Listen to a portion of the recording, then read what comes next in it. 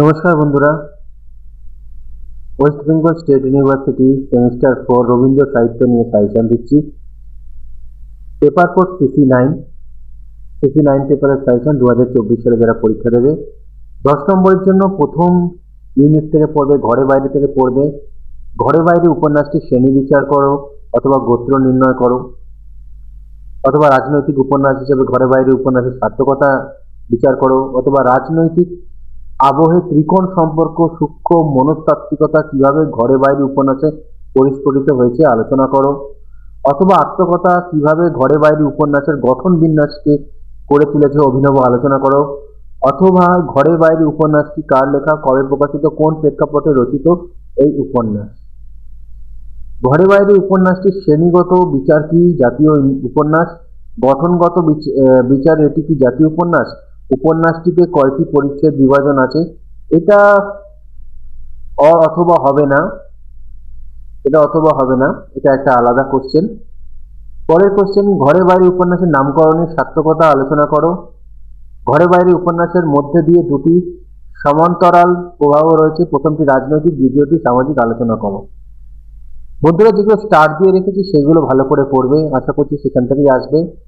ঘরে বাইরে উপন্যাসের ঐতিহাসিক প্রেক্ষাপট আলোচনা করো।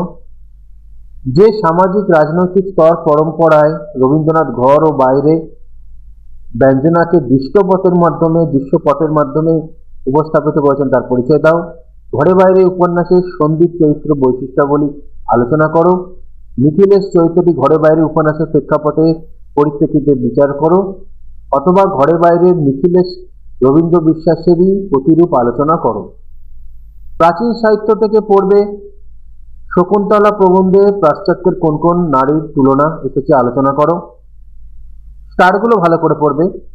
মেঘদূত প্রবন্ধে অতল স্পর্শ বিরহের পরিচয়, কেবল অতীত বর্তমান নহে অতল স্পর্শ বিরহ আলোচনা করো। কুমার সম্ভব ও শকুন্তলায় সৌন্দর্য চেতনার পরিচয় দাও। রামায়ণ মহাভারতকে কেবলমাত্র মহাকাব্য বললে চলবে না, তাহা ইতিহাসও বটে, ঘটনাবলীর ইতিহাস নয়, কারণ সেরূপ ইতিহাস সময় বিশেষকে অবলম্বন করিয়া থাকি। রামায়ণ মহাভারত ভারতবর্ষের চিরকালের ইতিহাস। রবীন্দ্রনাথের কোন প্রবন্ধ থেকে উদ্ধৃত অংশটি গৃহীত, একথা বলার তাৎপর্য বিস্তারিত আলোচনা করো, খুবই গুরুত্বপূর্ণ। অথবা রামায়ণ প্রবন্ধে রবীন্দ্রনাথ ঠাকুর প্রাচীন সাহিত্যের কেন্দ্রের যে নব দৃষ্টিভঙ্গি প্রয়োগ করলেন তা প্রবন্ধ অবলম্বনে আলোচনা করো। প্রশ্নটি খুবই গুরুত্বপূর্ণ, ভালো করে পড়বে।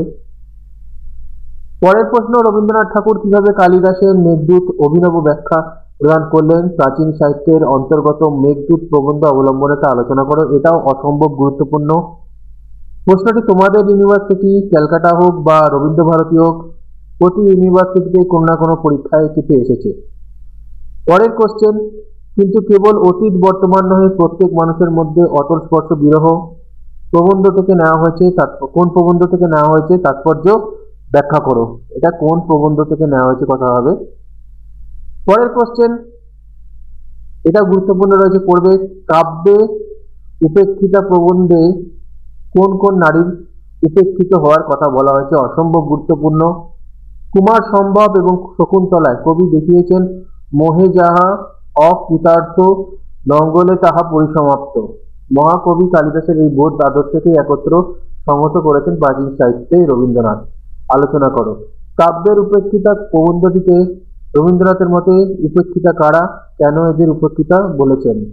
কাব্যের উপেক্ষিতা প্রবন্ধে রবীন্দ্রনাথ ঠাকুর প্রাচীন সাহিত্য থেকে যে যে চরিত্র উল্লেখ করেছেন তার মধ্যে যে কোনো একটি চরিত্র কেন্দ্রিক উপেক্ষার বিষয়ে আলোচনা করো, অসম্ভব গুরুত্বপূর্ণ। অথবা এই প্রশ্নটা এইভাবেও আসতে পারে। আবার এইটি দেখো, অনেকগুলো অথবা রয়েছে, ভালো করে দেখবে। একই কোশ্চেন বিভিন্নভাবে ঘুরিয়ে আসবে, তোমাদের মনে হবে যেটা আলাদা আলাদা কোশ্চেন, কিন্তু না। বা ছেলেবেলা থেকে যেগুলো পড়বে গুরুত্বপূর্ণ, ছেলেবেলা গ্রন্থে রবীন্দ্রনাথের বাল্যকালের স্মৃতিচারণার পরিচয়। পরের প্রশ্ন, ছেলেবেলা গ্রন্থে রবীন্দ্রনাথের ব্যক্তি জীবনে পরিবার এবং পরিবারের বাইরে ব্যক্তিদের প্রভাব আলোচনা করো। ছেলেবেলা গ্রন্থে রবীন্দ্রনাথ কাকে ওস্তাদ শিকারী বলেছেন, তাকে ওস্তাদ শিকারী বলার কারণ কি। ছেলেবেলা গ্রন্থে তৎকালীন কলকাতার সমাজ জীবন আলোচনা করো। ছেলেবেলা গ্রন্থের সূচনায় ব্যবহৃত কবিতাটির তাৎপর্য লেখো। ছেলেবেলা গ্রন্থের ভাষা সম্পর্কে আলোচনা করো। ভাষা অসম্ভব গুরুত্বপূর্ণ প্রশ্ন। পালকিখানা ঠাকুরমাদের আমলে রবীন্দ্রনাথের ঠাকুরমার নাম কি ছিল? ছেলেবেলা গ্রন্থে এই পালকির প্রসঙ্গ রবীন্দ্রনাথ যা বলেছেন তা আলোচনা করো। অসম্ভব গুরুত্বপূর্ণ প্রশ্ন। আমার জীবনের বাইরে খোলা ছাদ ছিল প্রধান ছুটির দেশ। ছেলেবেলা অনুসরণে এই মুক্তির রাজ্যটিকে ঘিরে রবীন্দ্রনাথের বিচিত্র অভিজ্ঞতার পরিচয় দেয়। এটাও অসম্ভব গুরুত্বপূর্ণ কোশ্চেন। রাশিয়ার চিঠি থেকে পড়বে। রাশিয়ার চিঠি গ্রন্থে রবীন্দ্রনাথের রাশিয়া ভাবনার পরিচয় দাও, অথবা এ জন্মের তীর্থ দর্শনের পরিচয় দাও। রাশিয়ার চিঠি গ্রন্থে ভ্রমণ সাহিত্য ও পত্র সাহিত্যের মেল বন্ধন বিষয়ে আলোচনা করো। মানব মুক্তি তথা সমাজ চেতনা হিসেবে রাশিয়ার চিঠির গুরুত্ব লেখো। রাশিয়ার চিঠি অবলম্বনে রাশিয়ার কৃষি ব্যবস্থা সম্পর্কে রবীন্দ্র অভিজ্ঞতার সংক্ষিপ্ত পরিচয় দেয়। এই কোশ্চেনটা কিন্তু অসম্ভব গুরুত্বপূর্ণ, প্রায়শই পরীক্ষায় আসছে। রাশিয়ার চিঠি গ্রন্থটি কী ধরনের রচনা সে সম্পর্কে অভিমত ব্যক্ত করো, গুরুত্বপূর্ণ। রাশিয়ার চিঠিতে রবীন্দ্রনাথ গদ্য ব্যবহারে তাৎপর্য লেখো, গুরুত্বপূর্ণ রয়েছে। রাশিয়ায় না এলে এই জন্মে তীর্থ দর্শন অত্যন্ত অসমাপ্ত থাকত, প্রসঙ্গ ও তাৎপর্য লেখো। ধনগত বৈষম্যের বড়াই আমাদের দেশে এসেছে পশ্চিম মহাদেশ থেকে, প্রসঙ্গ ও তাৎপর্য লেখো, গুরুত্বপূর্ণ রয়েছে। কিন্তু রাশিয়া ঘুরে সেই সৌন্দর্যের ছবি আমার মন থেকে মুছে গেল, প্রসঙ্গ ও তাৎপর্য লেখো। মুশকিল এই, দয়া করে কোনো স্থায়ী জিনিস করা চলে না, বাইরে থেকে উপকার করতে গেলে পদে পদে তার বিকার ঘটে। রবীন্দ্রনাথের রাশিয়ার চিঠি অবলম্বনে উদ্ধৃত উক্তিটির মর্মার্থ বিশ্লেষণ করো।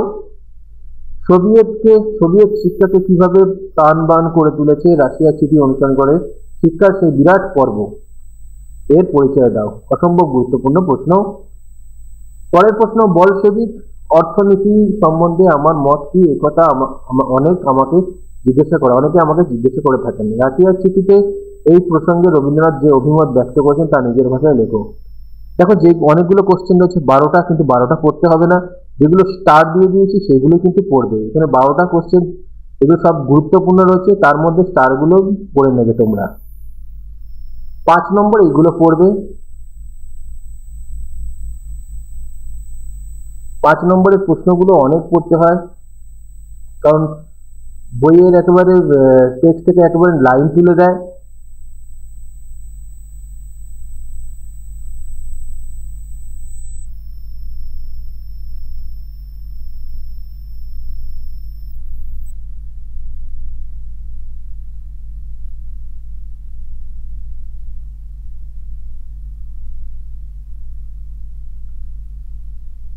প্রশ্নগুলো ভালো করে পড়বে।